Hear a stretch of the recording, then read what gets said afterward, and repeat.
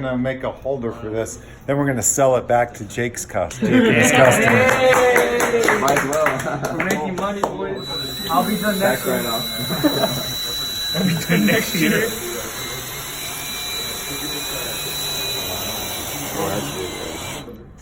Okay, so just so you guys realize, like, this is the piece that we want. We'll get a piece of 3/4 inch plywood that'll be just our base, and we'll screw stuff down to it. And then this base needs to be clamped down to the table so it doesn't get dragged around too. So you screw the wood you're gonna use on top, and Yeah. then you clamp this down. Yeah, there would probably be other ways to do it, but you gotta be really, like, some people probably clamp stuff, but you gotta be really careful because when this starts moving around, if you have clamps, it's no bueno. Then if you got a bungee cord, a lot of people just bungee this from up here. Okay, cool. For right now, it'd be fine. What's up, homie? What's up, man? How you been? Oh. How you been? Oh my god. That's okay, no worries. That's what I manufacture now is these tables. Oh man, it's Cool, man. Pretty crazy. Got You like a filmmaker? what? You a 4 years filmmaker? ago. The new Quentin Tarantino? Movie or Tarantino? Quentin Tarantino? I didn't hear you say Quentin at all. Mr. Enrique, we're going to dedicate the first engineering pathway part to you. Yeah. It's a base plate. Now you just got to figure out what you need it for.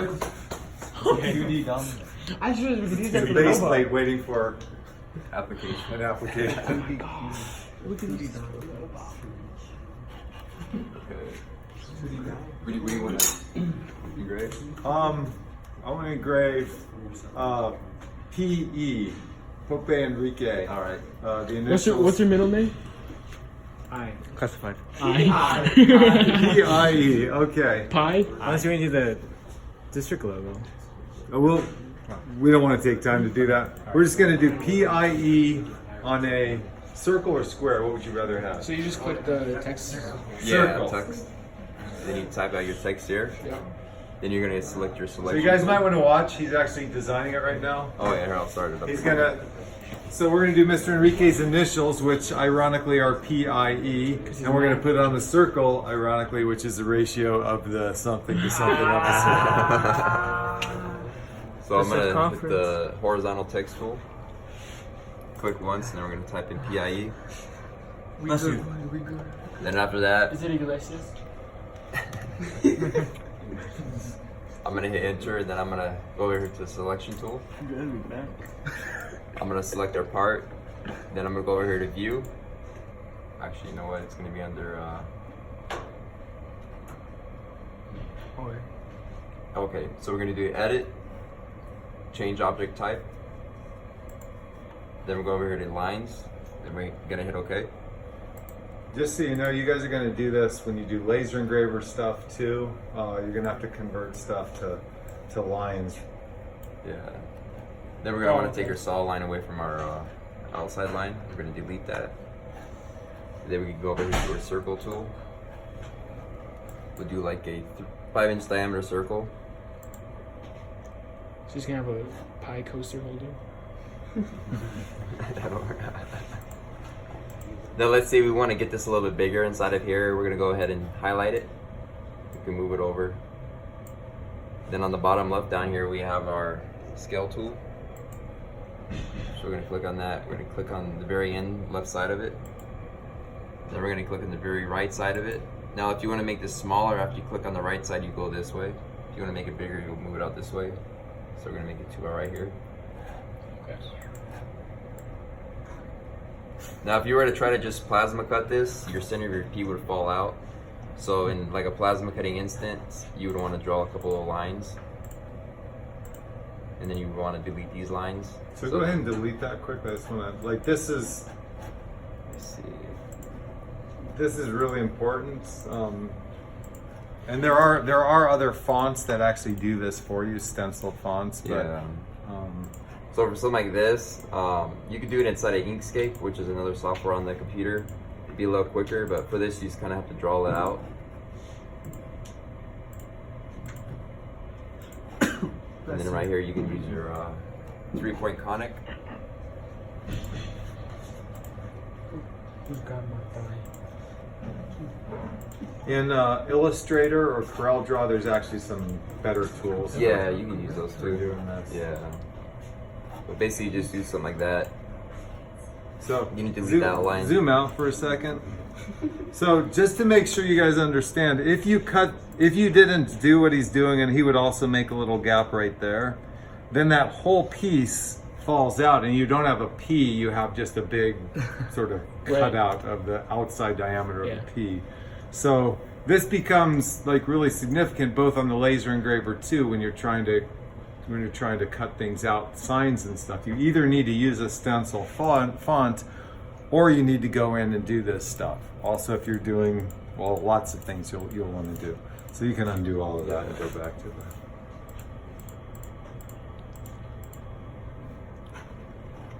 Can you just click Control Z? Yeah. Okay. I'll just do the hard way. So I'm just gonna center this up a little bit better now. So about right there looks good. Then after that, we're gonna go to File, File. Export. Question, and this will probably happen in the sheet in the Okay. next thing where you can, like what we want to do is we want to engrave this in writing just on the surface, but then we want to cut the whole thing out. So would we do it in 2 layers or would we? Yeah, so you would do your outside layer and then your inside layer, but you'd make it 2 different layers. So you can do your operations. So you do this as your first operation, and then this would be your second. Can we do that then? We're gonna have to make this a little bit bigger just because of the bit size. Okay. So let me scale this a little bit bigger. So it's so small that that bit itself isn't gonna work on this. We'll just blow the whole thing up and do that. You understand? Is it clear why we're doing it in layers? Because one is going to be at one height, we're just cutting the surface, etching it basically, and then the final cut on the outside, we want to cut out the whole thing. So we create those 2 sketches on 2 different layers. So when we export it, we can say layer 1, go to this height and do this. Layer 2, go deeper, and do that operation. So now I'm gonna go to File, Export. And just like when you're drawing out stuff for plasma, it's gonna be a DXF format. So we're gonna hit OK. And we'll name this one Pi. Same thing as last time. We're gonna save it. Now we're gonna go over to SheetCam. We're gonna go to File, New Part. You wanna import a drawing this part, we're gonna hit No. File, New Job, my bad. So we don't wanna save any of these just because this is a test part, so we're gonna hit No. And then we're gonna go to File, New Part again. And this is where we're gonna bring our Pi in. Inches bottom left corner, just like with the routing. With the plasma cutting. And then you can move around with the arrows. Yeah. So there's our Pi right here. I'm gonna go up to Options. Machine. I'm gonna just turn this on. Once it's on, it'll be on forever. So now I just turned on the rotary cutting and milling and routing tool. Okay. When we go back to plasma cutting, do we have to turn that off then? No, you don't. It'll be fine because you still have your plasma cutting tools right here. Okay. So I'm gonna go over here to the Edit Contours button. I'm gonna right click on the outside. I'm gonna move it to a new layer. Just name it Outside.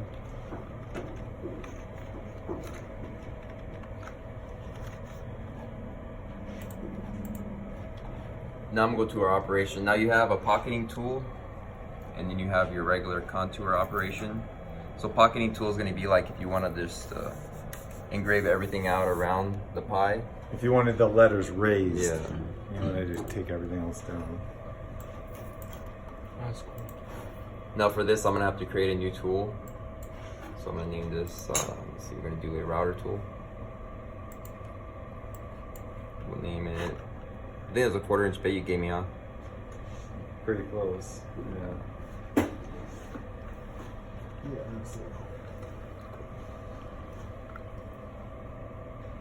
With all the machines with the CNC too, you're gonna be building tool libraries, defining all the tools that you have in there. Once you've done it, then you can just call them up in the future.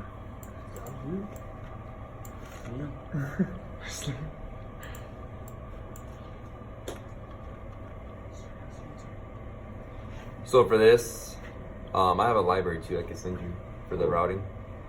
We're gonna do a 1/4" diameter bit. Somebody remember, we're gonna email Jake to have Yeah. him send that library file. I'll forget. It's on the video. Good. Oh yeah, there you go. Back the whole hour. This is your reminder. Okay. This is your guys' reminder. We're just here to help out. So basically, we're gonna have a 1/4" diameter bit. Flue length I just left at 0.78 inches, which means that's how long the bit is sticking out of the bottom of the router. Thank you. Depth per pass, we're gonna do 1/10 of an inch. Feed rate at 35, and then you got your plunge rate, which is how fast it's gonna drop down. Move that to 20. Now that we can just hit OK. So just a question. For the plasma cutter, we've got a chart for all of our feeds. For wood, you just typed in what was that, 35? Yeah, that's just to start out with. But for different types of wood, like you have your oaks and you have your MDF and then you have your regular plywood, it's all gonna be different. Is there a chart somewhere? Yeah, I want to send you over. Okay, we're gonna ask He's gonna Jake. email for us a the- lot of stuff. Right, everything's just it. Now I'm gonna go over here to our create a new contour operation. Now for these, for every single different that you guys route, you're gonna have to kind of just try different ways. Usually no offset is usually good. We're gonna do our layer 1, which is gonna be the pie in the center, because our other layers are outside. Does that make sense? We would do the Yeah. lettering before we do. Otherwise, you cut it down sometimes, and then it's going to move around because Right. there's a 1/4" gap on the side of it, so the tool will push around the part. Then as far as our tool, there's our tool right here, 1/4" router bit. Starting depth is going to be 0, so we're going to start it right on top of the material. And it's Cut going to use depth. the same process. It's going to go down, trigger the switch, Well, come for back this, up. it won't. It won't? Nah, you'll manually Do zero this manual, out. okay. Yeah. Cut depth, we'll do a 1/4".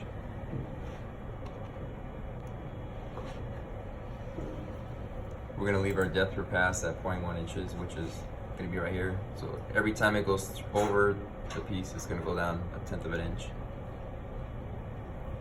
Then we're gonna hit OK. So you can pause just a second. So there's a bunch of settings. There's a bunch of speeds. So there's the feed rate, which is once it gets into a part, how fast it's going to move around and cut. There's the Z-axis, how fast you're going to plunge down in. There's the actual RPM of the tool. There's, if you're going to cut out, you're not going to plunge all the way in and do it in one pass sometimes. So you're going to go in a little bit, do your geometry, then go down a little bit more. So these are all the things he's setting, and we've got charts and guides that will guide us. And it's dependent on the material. If we're doing acrylic, plastic, that's going to be one set of all of these speeds. If we're doing one type of wood, another. So there's a bunch of things. It's not very complicated. It's the exact same thing with the mill. When you go into a mill, you have to know what material, you have to know what cutter, you have to look up speeds and fees. So we're going to talk about all of this, but it's sort of interesting. A lot of these things apply to the other machines too. Even the laser engraver, there's speeds and power, and you play with those together to figure out, the optimal settings. So I went ahead and changed this to inside offset, because with no offset, it was going to be it's basically going to cut right on the edge of the line. So when you do inside offset, it's just going to cut inside of the line. And now that we've made our inside operation, we go ahead and do our outside operation now. Just one other thing to note, the original drawing had Oh yeah. square, but you're limited by the bit. So if we really wanted it more square-like, we could actually use a smaller diameter bit and come in and get more of an angle. The problem there is then you got to spend more time cutting out material because it's smaller, but you just want to be aware of the bit size, and probably we'll use a standard 1/4 inch for most of the stuff we do, but at times you might want to use a different size bit depending on the detail that you want. So now we're going to go over into operation again. This time we're going to do outside offset, since we're going to want to cut on the outside of our red line. And the reason for that, just like plasma cutting, with the outside offset, it's gonna make sure it cuts on this side of this line. So then it saves it so it's exactly 5 inches in diameter. Well, now it's a little bit bigger because we scaled it larger. We're gonna do outside layer, cup depth, Does it save the? half an inch probably. I think it's 3. 3/8. Yeah. I'll do like you can point- go a half. You can go down a half I'll an do inch. like that'd be- 0.45. It might be half inch. You It's know, what, I think 3/8. it is half inch. Well, that's 3/8 on top. 2 of those sheets looks like Yeah. at least an inch. We'll do a cut depth of 0.45 inches because you always want to go a little bit deeper than your actual object, just so it cuts all the way out. So if it's a half inch, wouldn't we want to go 0.55? Well, am I cutting the one on top or the? We're cutting the one on top. Oh yeah, that's 3/8. Okay. I'll go ahead and do a half inch though. So just will we be have to safe. replace the bottom wood? The bottom one's just going to have a bunch of gouges Yeah. in it. You know, if it really gets torn up, we'll replace it, but it'll Alright. just get, basically it'll just get eaten up. So after this, we're gonna hit OK. And now we have our outside operation. And so if it goes off of the, does it just? If it goes off of the red part, does it just Yeah. stop? Well, it's gonna automatically, when we're bringing in the sheet cam, it's gonna start on basically the bottom left, which is be right here and right here. So it'd be right down here a little bit. Okay. So you don't have to worry about that because we'll zero it out inside of Mach 3. Now for sending this out of sheet cam, we are gonna have to change the pulse processor. So we're gonna have to go from the Premier Plasma CNC floating head pulse processor to a Mach 3 plasma. Now it may seem weird because it's Mach 3 plasma, but it's just the type of operation. It's just basically gonna be G code with no floating head movement. So just to summarize here, there's 3 different programs. There's the vector drawing program. That's the first one where we did the geometry. Then there's the CAM program, which is sheet cam. That takes that geometry and it turns it into, you set all the parameters for the machine, the material, and it creates the computer code, the G code. Once you have the G code, you send it to the 3rd program, which is the Mach 3, and that's the machine that actually controls the machine. So draw the geometry, change that geometry into machine G code, and then he just said post processor. That's in the 2nd program, the sheet cam, the CAM program, that's computer aided machining. That needs to know what machine it's sending it to, because every machine has its own sort of its own language basically. So the post processor in sheet cam is designed specifically for a specific machine. When we go and use the mills and lathes, it's the same thing. You can make your stuff in SolidWorks, then you take it to something called Mastercam or SolidCam, which creates the code, but it can't create machine code unless you tell it, oh, I'm going to send it to this specific type of mill. And there's every type of machine has its own post processor, which is just an extension that you load into the CAM program. So after that, we're gonna go to our P for pulse process, and this is what's, like he said, it's gonna automatically create the G code. So we're gonna save it as Pi router on our desktop. We're gonna hit OK.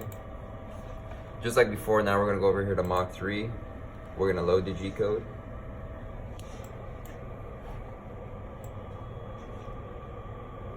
Here it is right here.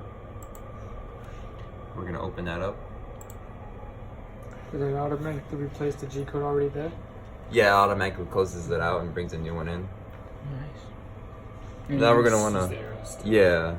Now we're gonna want to zero it out.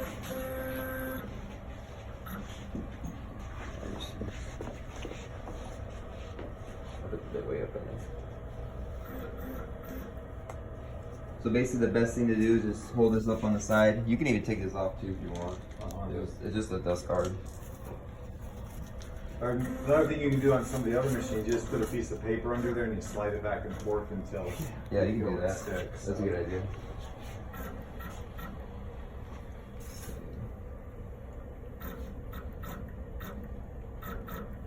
And so you just want it touching the wood? Yeah. You got a piece of paper? Yeah, right there.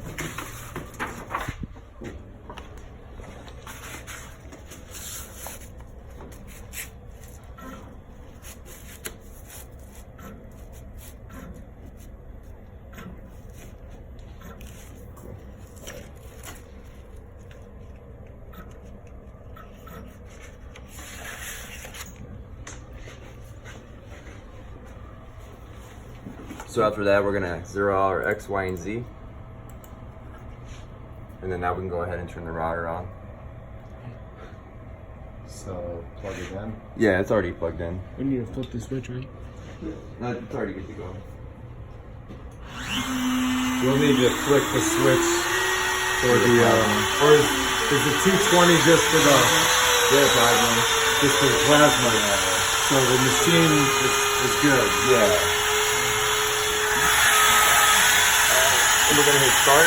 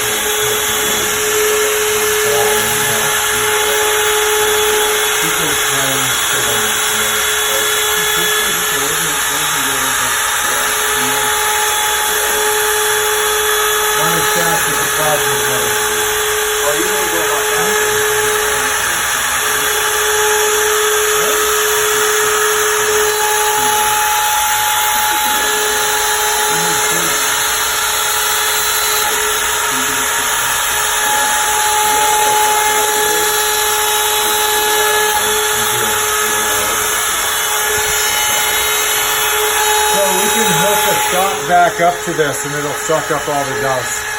So I have to clean it up again.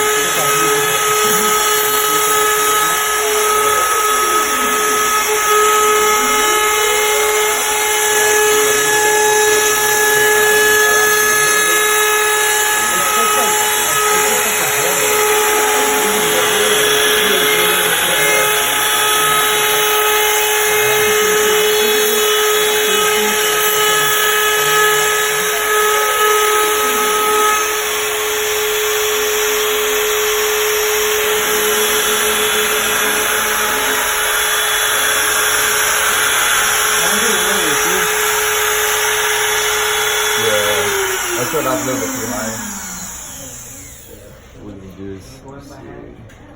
You can change the code. Yeah, I'm just gonna zero the Z a bit lower.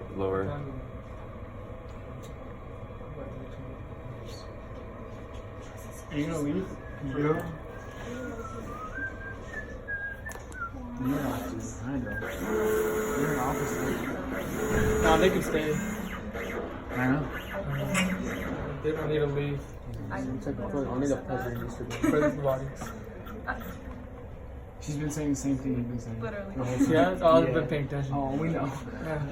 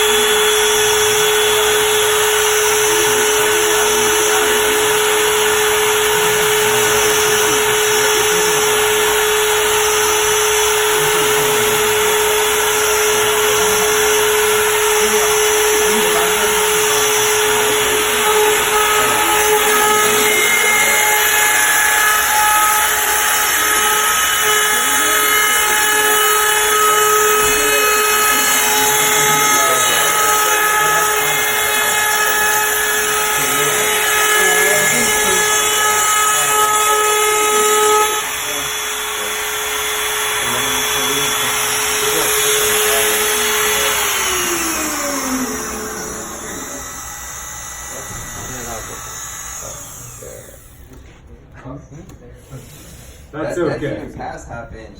We Was it really that thick? God. It doesn't even. we'll figure this out. Yeah.